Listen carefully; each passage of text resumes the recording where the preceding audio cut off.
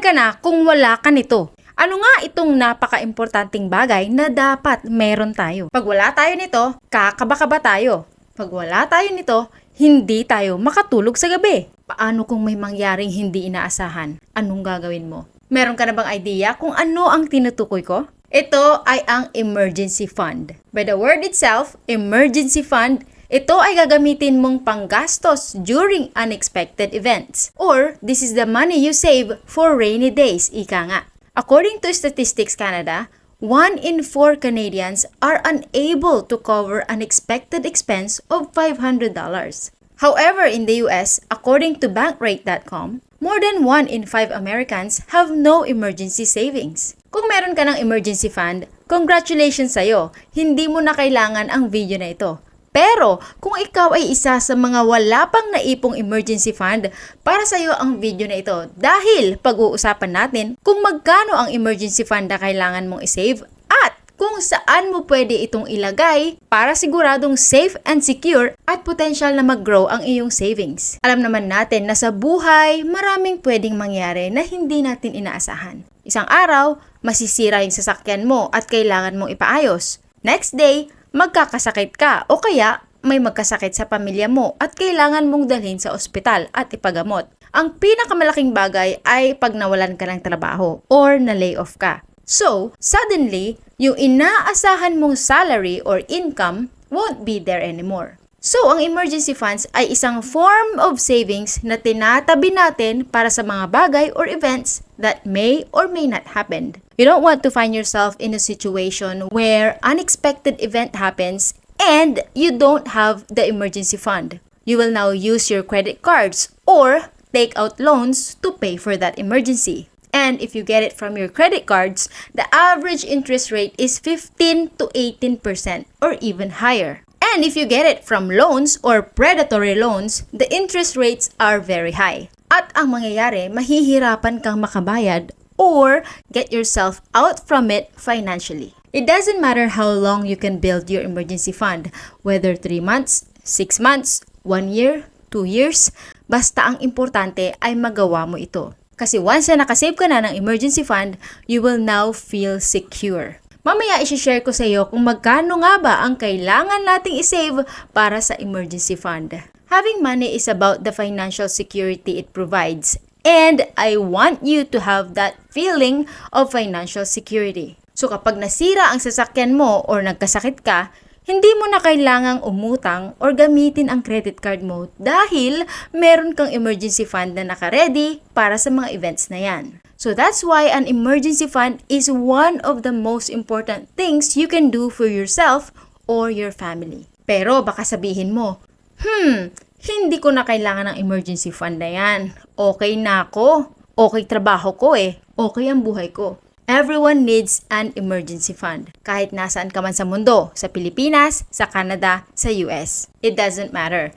You need it. And it doesn't matter how much you earn. Minimum wage earner ka or high earner ka. You need it. Now, unahin na natin ang importance of emergency fund. Number 1, kung nawalan ka ng trabaho, meron kang mapagkukuhanan ng panggastos. Number 2, kung nagkasakit ka or isa sa mga kapamilya mo, may pampagamot ka. Number 3, you don't need to rely on credit cards and high interest loans kung may emergency. And number 4, mapoprotektahan mo ang savings mo in times of unexpected expenses. Ayaw nating isipin ang mga masasamang bagay na pwedeng mangyari.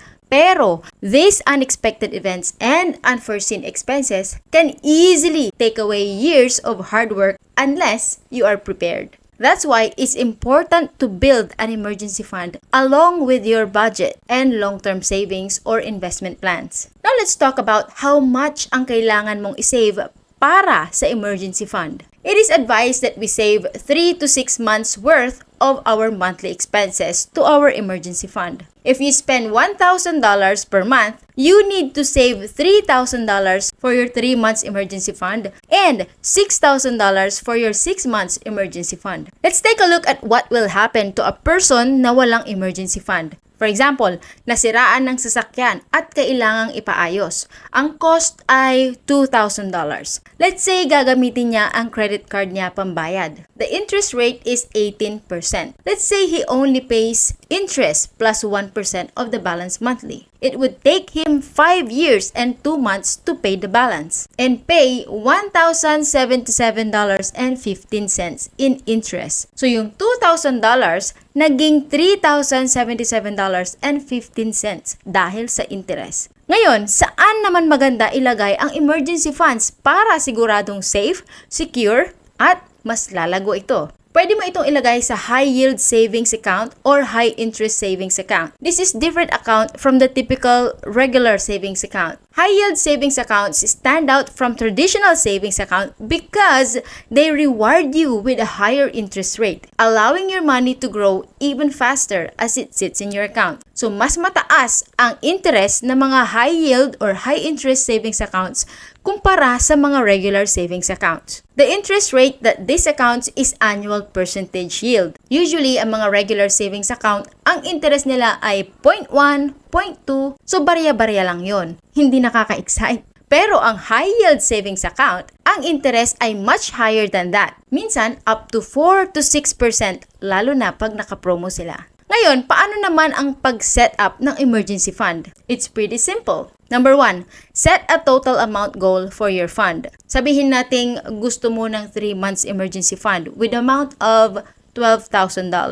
Next, determine how much you're able to set aside each month. Ito depende sa kung magkano ang kaya mong isave monthly para sa iyong emergency fund. And then, transfer your monthly contribution to the emergency fund on a set date each month. Let's say, for example, every 1st, 15th, or the 30th day of the month, whichever you like. You can open a separate account especially for your emergency fund only. Mas maganda nga kung sa ibang bank or institution para hindi mo siya madaling ma-transfer back and forth sa iyong regular checking or savings account. You can even put your emergency fund on autopilot by setting up automatic transfers from your checking account or asking your employer to send a portion of your paycheck to that account. Nang sa ganon, wala nang effort para sa'yo. Mas madali kang makakasave. You don't see that money going into your account. Ang kagandahan nun, mahihirapan kang i-spend yung money na yon kasi you don't spend the money you don't see. Please do me a favor, leave a like before you go and make sure to subscribe para makita pa kita sa mga susunod kong videos. Please let me know in the comment section if you like this type of videos so I can make more. And if you want to learn more from me, click this video next.